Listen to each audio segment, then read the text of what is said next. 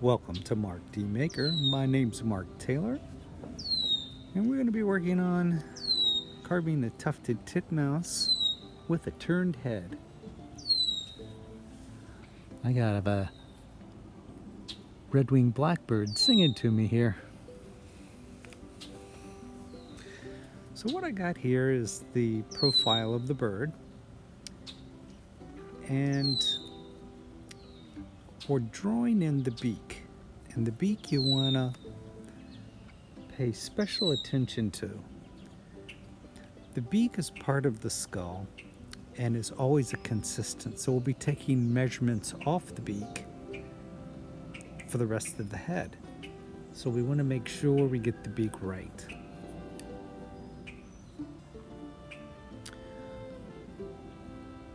So here we're getting the basic top and bottom lines drawn, and I'll leave them with plenty of wood left over. We're going to make it a little bit on the fat side because we can always take it down a little bit. We can add more on.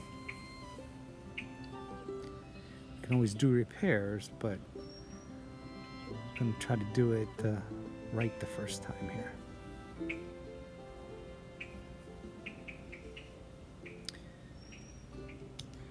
Okay, so we're gonna take a little wood here off the top and the bottom and get that profile first. Now the top I'm carving with the grain. As I flip it over here and start to go, you'll see it splits. So you have to be very careful. That beak will disappear so quickly if you start getting splits. So you have to take your time. Small chips.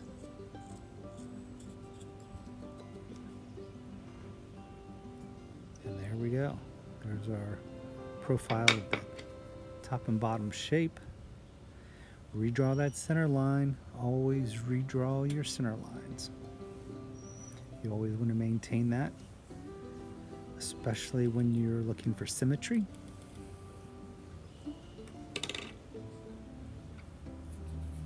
And now we want to find the corner of the beak, which is actually up into the head. And it's right about there, and I've already marked it.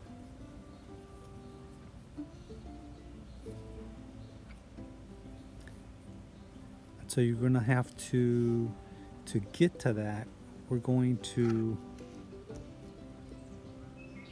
cut into the extra wood that's in the cheek of the bird and above it.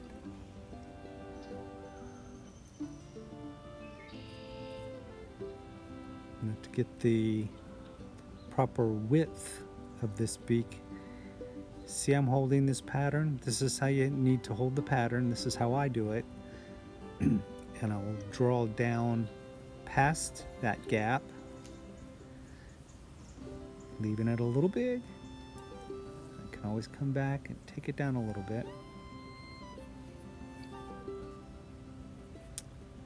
Now this is a number 11 X-Acto style blade, and I strop it so it is just as sharp as any other carving knife. I prefer the thinness of it because you can really control it really well.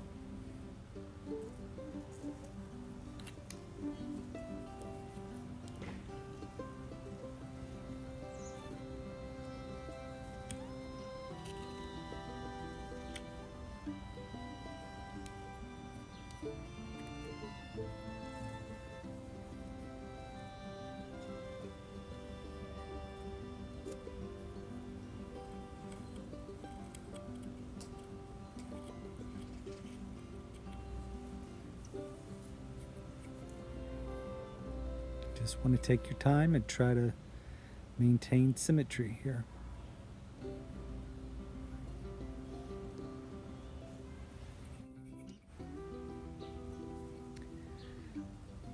Now here I'm looking at the wings and the placement of the wings. And if I were doing a competition bird, if the head is turned, does one wing drop a little lower than the other? That would be something that I would be looking at if I were doing a competition bird. I'm not sure of that answer, but I've already got the wing lines cut in, so I'm going to leave it as is.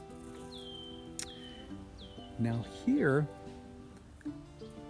you can see underneath the beak I've cut into the head a little bit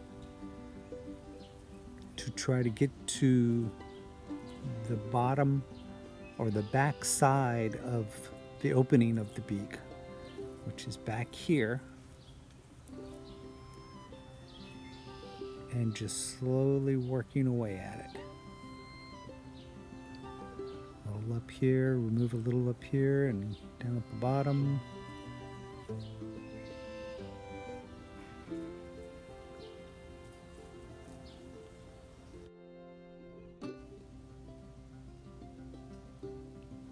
What I'm going to do here is I'm going to cut in right around the beak in these areas and deepen them and undercut just slightly on the beak, or around the beak actually, to give the illusion that the feathers are coming out and around. Yeah, like this right here.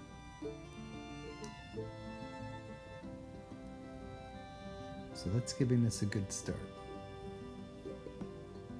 So now if you look at the eyes, and the line going through the eye is the eye channel. That's this darkened area right here, right around the eye. And you can see these photos of a professional bird carver. That eye channel goes right through where the eye is. Now I can find the eye position again by referencing off of the beak, and so I'm going to go ahead and carve that channel in. Time to bring out my secret weapon. This is where I keep my Dremels. I have one that's plugged in and one that's battery operated. And this battery operated one right here, I will show you a tip that is worth its weight in gold. This is a collet, and that comes with all the Dremels. And this is a replacement piece that you can buy to replace the collet. Here's one that I've had for about 10 years. You can see the wear on it. Still works great. And what this does, it makes it so easy to change bits. This is the piece. You adjust the size for the bit with just your hand. You don't need a wrench. You don't need different collets. This one piece, just screw it on the end of the unit here, and look how fast. Out, a different one, you can put right back in. Boom, done. And you're off and running again. That'll save you so much aggravation, save you so much time. The best $10 you ever spent. I got it at a big box store. I've seen it priced outrageously at online and such, but $10 at Home Depot or Lowe's.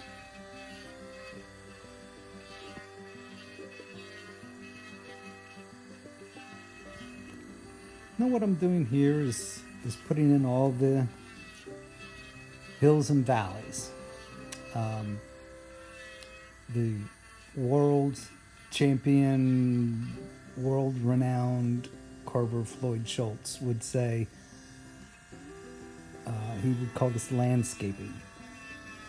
And it really adds all the texture and so this is the step before the texture, the landscaping, putting all the hills and valleys in. This is where you can really create flow and really start to see the realism come through. Now, as you can see, I did grind the markings for the eyes away. And because the tip of the beak is my reference for the eyes, I can easily find them and put them back in again. But I use the markings for the eyes for the channel, the eye channel, basically.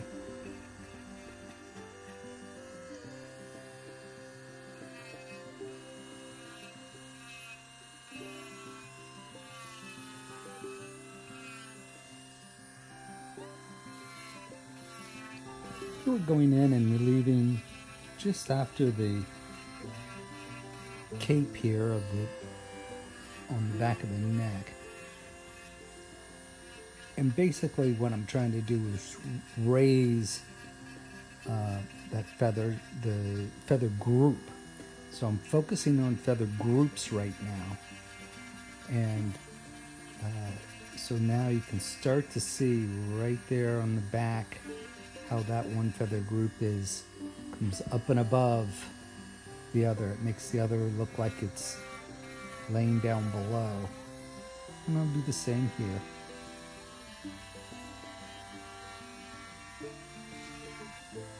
And then just feather out.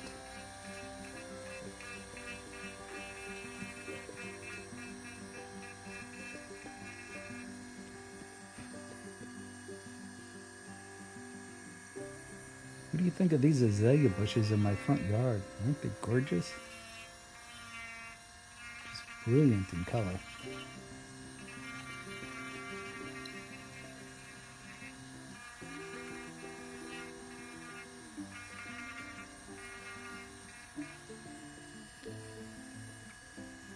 So here I'm just kind of smoothing out all the rough spot. There's some knife marks here. So I'm just smoothing them out. Making sure I get this area up here where the neck is, where I can get it nice and smooth, nice and graduated.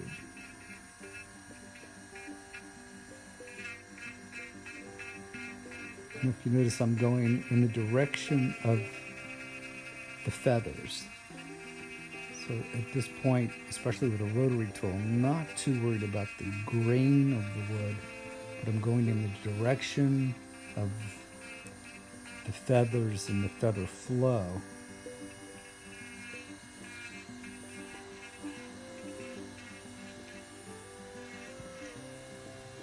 As advice, whenever you are using a Dremel, do a little research on the size and weight of the Dremel bit, because that dictates the speed. If you have a big heavy bit, slow down that speed. It could fly apart and cause damage. And it's important to stop every once in a while and take a really good look at what you're doing, what your accomplishments are, making sure that there's symmetry. And right about here, I realized, ooh, the symmetry's kind of off, especially with this one cheek. So I'm working on trying to get these cheeks equal in size and shape. So a good tip is just every once in a while stop what you're doing and take a good look at the bird or whatever you're carving. Spin it around, look at it at different angles. Every carver does it. It's a good habit to get into. I'm using a ruby ball cutter here. Ruby bits tend to run smoother. They have less tearing. They have become my favorite bit. They're not too aggressive. A diamond bits are very aggressive, and you can kind of lose track of those so easily, and they cut rough. But if you want to cut something fast, the diamond bits are good for fast, but it leaves it rough. The ruby bits, they do a nice job. My favorite bits.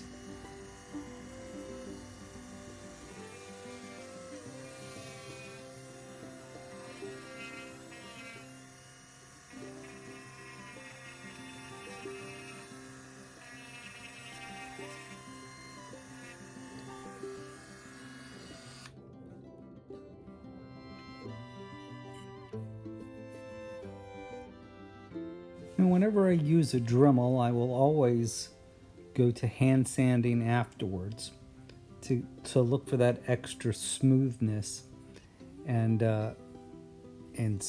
see what that reveals. So we can see what we're looking at now. Look pretty good.